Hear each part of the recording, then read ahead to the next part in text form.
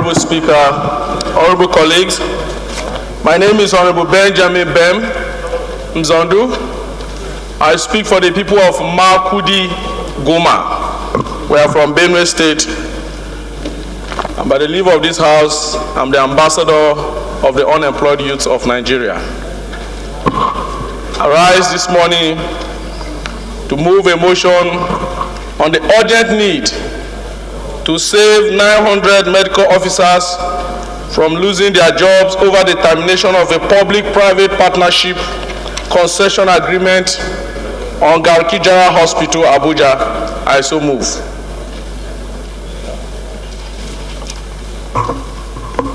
It's my name. I'm from Kogi State, representing Ankpa Omala Lamboro Federal Constituency. I rise to support the motion as ably moved by Honorable Mzondu. Thank you, Mr. Speaker. The House notes that in 2007, the federal government, through the Federal Capital Territory Executive Committee, authorized the concession of Garki General Hospital, Abuja, on a public-private partnership arrangement to a competent private healthcare provider on the basis of the public-private partnership for a period of 15 years. Aware that in March 2007, the Federal Capital Territory Administration, FCTA, signed a concession agreement with NISA Premier Hospital to manage the Garki General Hospital, Abuja, on a PPP arrangement. Also note that the FCTA administration on 1st of March 2022 gave the management of the hospital notice to vacate and hand over the facility by April 1st, 2022, following the expiration of the concession agreement and the PPP arrangement with NISA Premier Hospital. Worried that over 900 workers, including 21 consultants, 113 medical doctors, 24 house officers, 159 nurses, 96 patient care attendants, pharmacists, medical record officers, laboratory scientists, and other technicians may lose their job. Recall that the management of the hospital had written severally to the FCTA administration for a review of the concession agreement without any response until March 1st, 2022, when the FCTA administration sent a letter terminating the concession agreement with NISA Premier Hospital with the intention to take over the facility and hand over to another concessionaire. Worried that the short notice of termination of the concession agreement and takeover of the Garki General Hospital by the FCTA administration may lead to the displacement of over 3,000 patients with different health conditions, and many highly sensitive, expensive world-class medical equipment may be damaged, as much longer time is needed to be recalibrated before removal and sudden termination notice, which is not in tandem with PPP arrangements according to the Infrastructural Concession Regulatory Commission Act. Also worried that the 1 month notice given to the concessionaire, which is NISA Premier Hospital, to vacate the hospital premise may be inadequate and contrary to Article 2.2 of the concession agreement and the Regulation 29 of the guidelines on public-private partnership pursuant to the ICRC Act, which specified that a transition committee made up of the parties to the concession agreement and the ICRC must be constituted to wind down the agreement within a period of 36 months. The House resolved to 1. Urge the Federal Capital Territory Administration, FCTA, to stay action on the termination of the concession agreement on Garki General Hospital, Abuja, pending the intervention of the Committee on Privatization and Commercialization and Health Institutions on the matter. 2. Mandate the Committee on Privatization and Commercialization and Health Institutions to intervene and liaise with the concessionaires, the ICRC, and the FCTA administration to resolve the issue for enhanced healthcare delivery in the Federal Capital Territory. I so move. But what of the patients that are in-house patients that are being monitored? Some of them are under critical condition. The concessioner is really taking care of them. 3,000 patients. How do you want them to go? So the ICRC Act, as quoted in Section 2.2 and the Guideline 29, have stipulated that an interim at the time of the determination, either at the end of expiration or even middle of the concession, the public agency have the right to do whatever. But then 6 months, there has to be a kind of taking over committee that will set up. And from the date that that committee is set up, they need 6 months minimum to put the parameters and the framework of taking over. And this thing is expected to end up within 36 months. Now, juxtapose this in giving just 1 month. You wrote a letter in March and you are asking by April 1st for them to hand over. So truly, justice has not been done. Apart from the patient, the medical personnel have been jeopardized. What of the equipment? Because when we went through it, we discovered that the concessionaire took over an empty buildings and then brought in all their medical equipment. So to us is that fairness should be seen to have been done to both parties. So we throw our weight behind this motion to see that the proper architect has been put in place for a smooth handing over. Thank you. Mr. Speaker, respected colleagues, this is a house that should be sensitive to all matters. Improvement also it has to do with the life and of our citizens. But I'm not comfortable with the prayers of the motion, sir.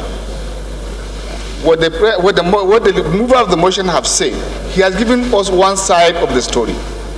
And it is not for us now at this point to stop the process of what they are doing, but to rather investigate. Even if we are able to stop, it's for us to investigate and report back to the House. But that's not what the prayers are saying here. It's that we have gone to conclusion. And I think it is not right as a parliament to take that direction. I'm just not comfortable with the prayers of the motion. I'm very okay with the argument of the motion, but the prayers of the motion are not intending with our parliamentary practice.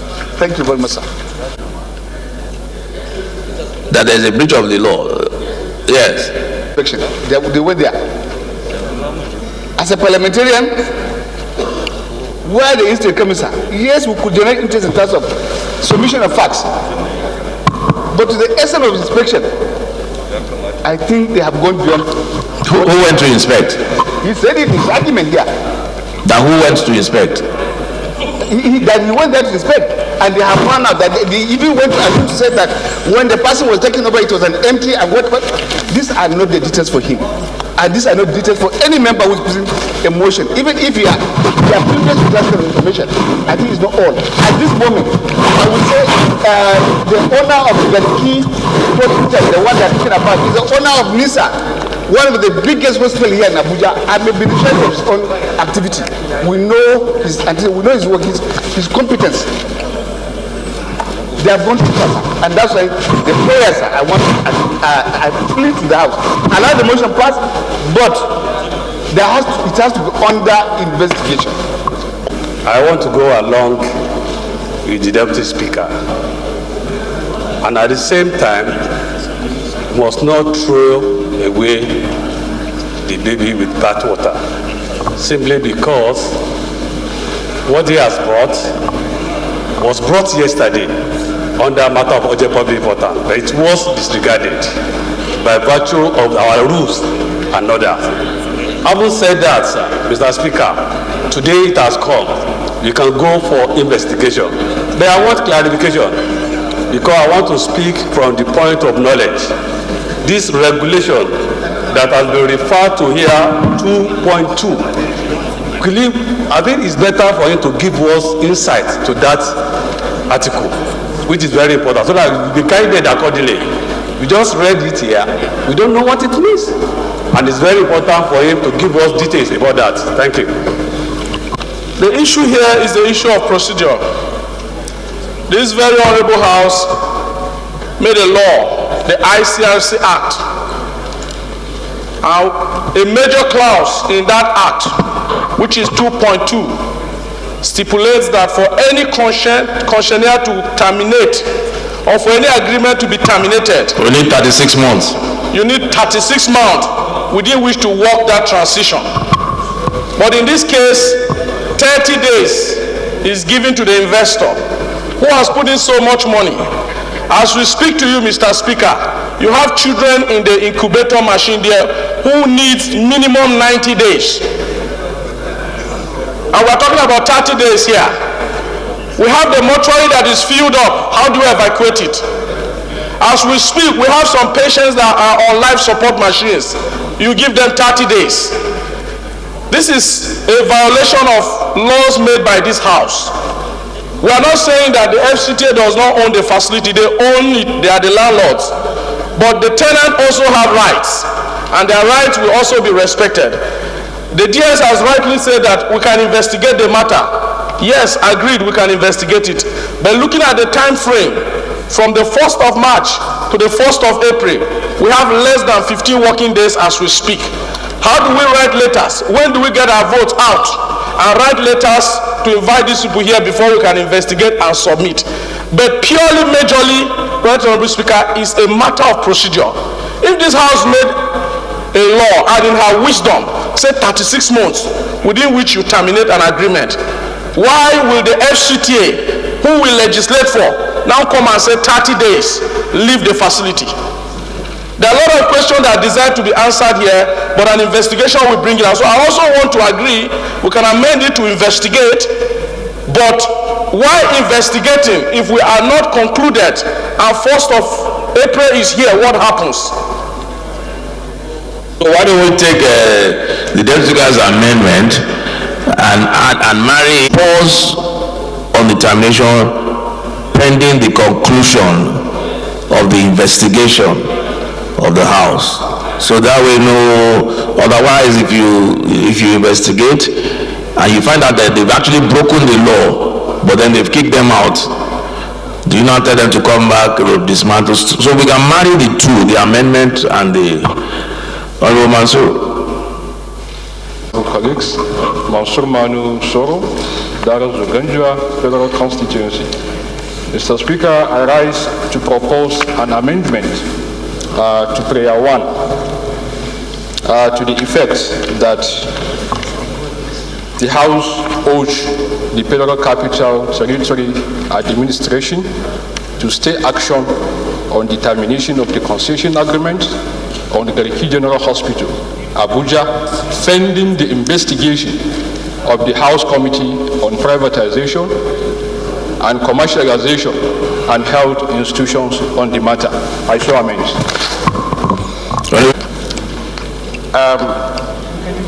A bit of grammatical correction, pending the investigation, pending the outcome of the investigation, Mr. Speaker. Sir. Okay.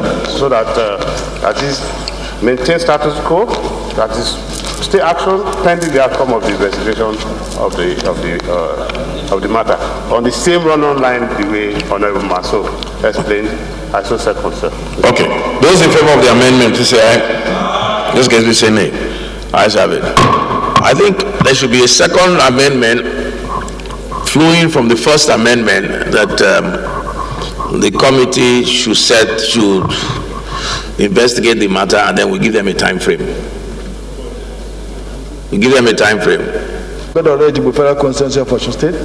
Mr. Speaker, I wish to move that the committee to be set up be given a mandate of 1 week to report back to the.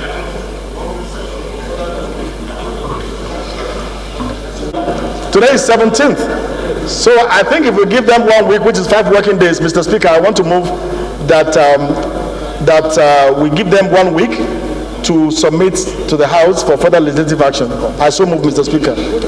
Honorable Deputy of Kana Federal Constituency, I rise the motion. The second motion has moved. I so second. Of the amendment, please say aye. Those against say nay. Which committee was this? Aye. Those against say nay. Ayes have it.